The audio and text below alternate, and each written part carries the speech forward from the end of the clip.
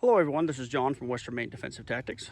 I was up taking a look at one of my old Bowie knife training areas over here and decided that this would be a really good place to do a quick review on the improvements I made to the KZ750 in the month or so since my last video on it. So, right now you can see that the seat has been redone, and I mentioned I was going to build a seat. I didn't actually have to because it occurred to me in my little brain housing unit that maybe I could find a seat that was already built that would fit the bike. And this particular seat's a Kawasaki seat from a KZ400 that the local shop just happened to have, and that I did some welding and some fabricating on. Hold on, let me unlock it here and try to stay on camera. And open. There we go. Did a little welding and fabricating on, as you can see. And got it so it would actually fit this bike. I had to weld up a bit, cutting and welding and all that good stuff, heating and bending these hinges, and as well as this bracket so I could use the original locking location. My thought was to keep everything on the actual frame of the bike as original as possible, and then just change the seat. So the seat was all rusty. I had some cleaning to do on it, and put some primer and some paint to it, and did modifications, catch as catch can, a bit at a time until it got to be the way I want it. It's not cosmetically perfect, but what it does do is it locks just like the original, and there is a ton of storage space right here. There's probably 2.5 or 3 inches in this space here. Plenty of room for a decent set of tools, maybe even a spare tube, tire patch kit, all that good stuff. There's a ton of room up there, or in there, that I can use for different purposes. That'll replace the tool tube and all that, make it a nice sealed unit. I'm either going to use Kydex or sheet aluminum on the sides. We'll see. I thought I had some aluminum I was digging around today. I couldn't find it in my scrap pile, but I'll keep looking, as I always try to use things I already have on hand before I go buy anything. Moving right along to the rack. The rack is something I had welded up 4 or 5 years ago for my Yamaha V-Star, the one that I sold this spring. And it was about this much longer.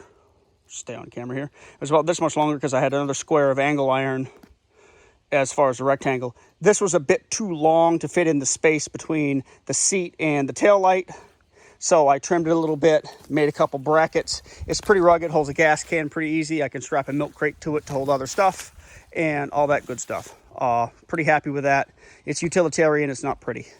It also brought to my attention that we have a lot of space back here as far as the tail light and the directional signals. They take up a lot more space than they really need to. So I'm probably going to look to that in the future sometime. Another improvement I made was I talked about foot pegs. I have a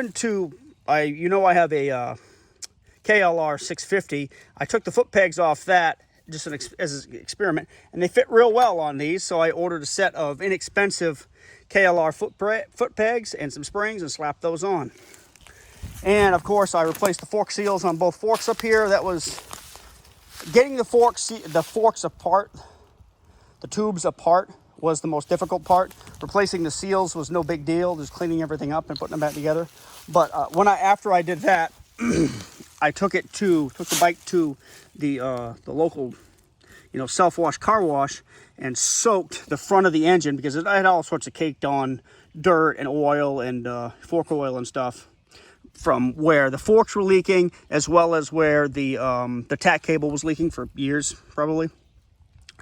And I let that soak in and then power hosed it off, got it all clean. So the front of the engine's nice and clean now. I like that. And the idea being that if I have any other leaks, now I'll be able to see what's leaking and from where. So anyway, that's where we're at with the KZ right now. And I'm liking the way the bike is turning out.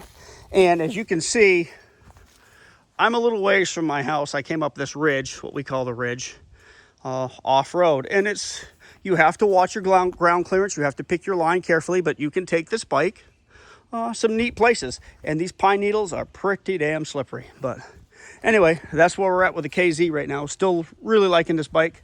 Like it a lot. I'm going to keep it. This seat makes it so much more comfortable to ride. It's not even funny. The depth of cushion on it, I mean, it's still pretty firm, which I like, but the depth of cushion on this is just so much deeper. It's almost like you have extra suspension because there's so much cushion on the seat. You can move your ass back and forth when you get tired. The cleats allow you to stand up without worrying about sliding off it in the rain and stuff like that. So it's getting there. It's not 100% where I want it, but it'll get there over time. All right, guys, take care. Hope you got a kick out of it. See ya.